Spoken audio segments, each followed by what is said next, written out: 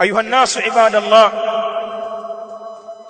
jambo liko wazi kwa waislamu wengi wenye akili timamu, wenye kujua mambo, kwamba dharau imekuwa kubwa kwenye elimu ya dini. Chukua mifano michache. Wewe tizama uwekezaji wa rasilimali watu kwenye hii elimu ya dini, kadhalika uwekezaji wa miundombinu yake. Watu wangapi katika waislamu wamewaandaa vijana wao na watoto wao kwa ajili ya kusoma hii dini ya Allah, ili waje kuisimamia na kuitetea?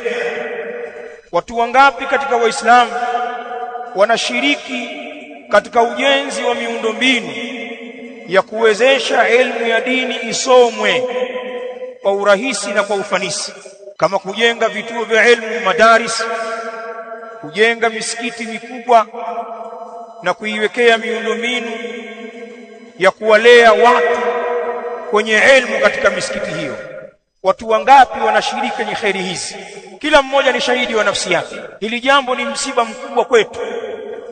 Watu wengi katika Uislamu tumeruzukiwa watoto wa kike na wa kiume.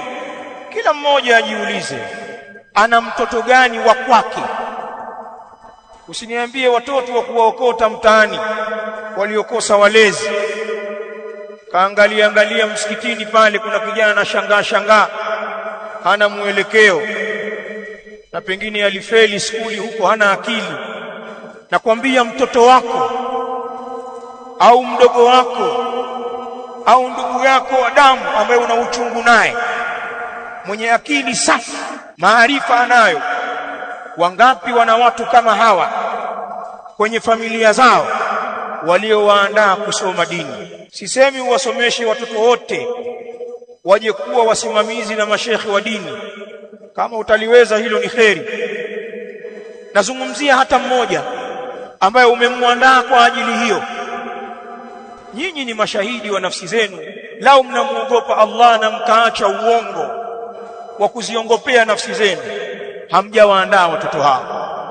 Na Allah amewapa watoto wengi, Allah amewapa akili na uwezo wa kumsimamia uko nao, lakini hilo jambo hamlitaki wala hamjawaelekeza watoto wenu huko.